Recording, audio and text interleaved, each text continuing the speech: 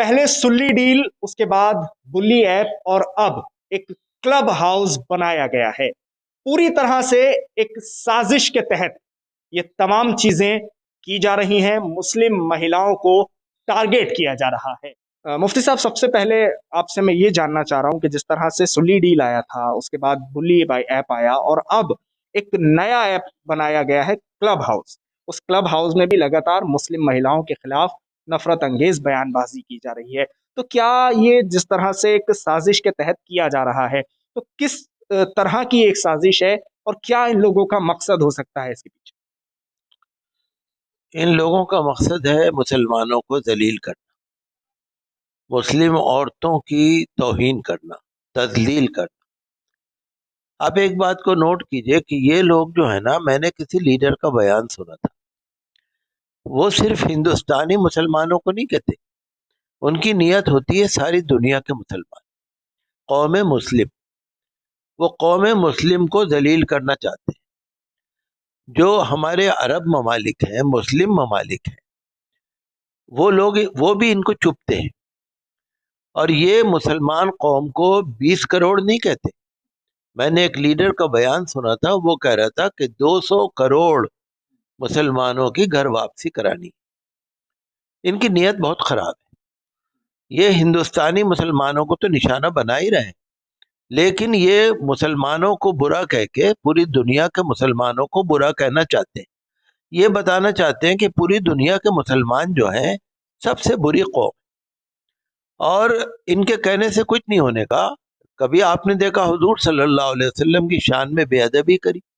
त्रिपुरा में जो रैली निकाली, उसमें हुजूर सल्लल्लाहु अलैहि वसल्लम के बारे में बाकायदा बैनर लेके, बाकायदा मोहम्मद मोहम्मद आवाज लगा के जो इन्होंने तौहीन करी, मस्जिदों में कुरान जलाए, और इस तरह से जो कुरान शरीफ के बारे में नरसिंहानंद ने कहा और उन्होंने कहा, तो इनका टारगेट हिंदुस्तानी मुसलमान नहीं है, इनका टारगेट पूरी दुनिया के मुसलमान है। और इनके चाहने न चाहने से कुछ नहीं होने का।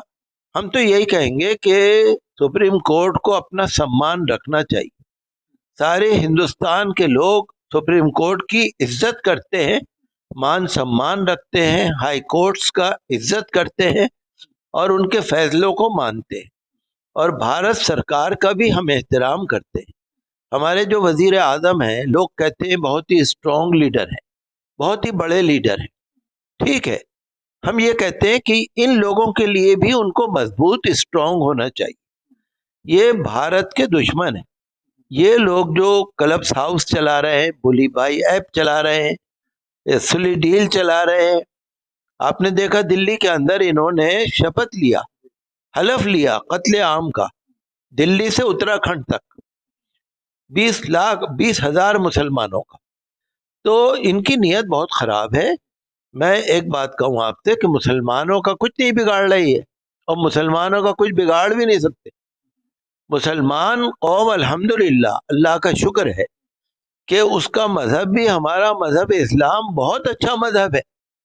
दुनिया में कोई मजहब ऐसा नहीं है जिसके अंदर इतनी अच्छी तालीमात हो।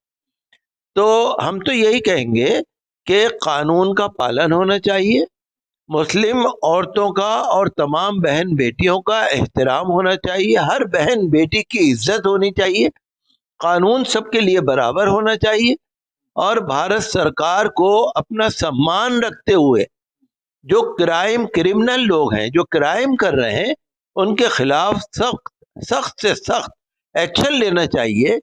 ये जितने ऐप बना रहे हैं, या धर्म संसद कर रहे हैं, या कत्ले आम का शपथ ले रहे हैं, या जो भी कुछ कर रहे हैं, जितने भी नफरत फैलाने के काम चल रहे हैं, सबके खिलाफ कानूनी कार्रवाई होनी चाहिए, और बहुत ही दृढ़ता से, बहुत ही स्ट्रांगली सुप्रीम कोर्ट को एक्शन लेना चाहिए, सो मोटो नोटिस लेना चाहिए, हाई कोर्ट को लेना चाहिए।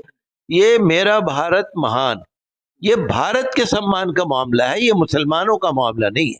मुफ्ती साहब, मैं सुप्रीम कोर्ट और धर्म संसद पर भी आऊंगा, लेकिन उससे पहले एक सवाल मेरा ये है कि एफआईआर तो लॉन्च दिल्ली में भी हुई है क्लब हाउस चलाने वालों पर, एक दो की गिरफ्तारियां भी की गई हैं, लेकिन ये जो चीजें तमाम हो रही हैं, उन पर रोक नहीं लग रही है, गिरफ्तारियां भी की जा रही हैं, धर पकड़ भी हो रही है, एफआईआर भी दर्ज हो रही है, ये तमाम चीजें एक तरफ हैं, लेकिन इन तमाम चीजों के बाद क्या वो एक्शन नहीं लिया जा रहा है जो इन पर रोक लगाए? रोक लगेगी कैसे? गिरफ्तारियों के बाद भी ये नफरत अपने उरूज पर जा रही। देखिए, गिरफ्तारी तो होती है 0.1%, 0.1% की गिरफ्तारी हो रही है, और उनको भी कहीं ना कहीं ये यकीन रहता है हमारी जमानत हो जाएगी। उन लोगों को किसी तरह से किसी ने ये यकीन दिला रखा है कि तुम्हारा कुछ बिगड़ने वाला नहीं, भारत में तुम ही तुम हो, तुम्हारी जय जयकार है, तुम्हारे दंगा है, तुम्हारा कोई बिगाड़ने वाला नहीं, हम बैठे हैं तुम्हारे साथ। अगर उनको कानून का डर होता कुछ भी ना होता। मैं तो यही कहूंगा कि चाहे दिल्ली की पुलिस हो, चाहे इंडिया की पुलिस हो, चाहे कमिश्नर हो, चाहे कोर्ट्स हो, उनको अपनी इज्जत रखनी चाहिए, सख्त एक्शन लेना चाहिए, बहुत सख्त एक्शन लेना चाहिए।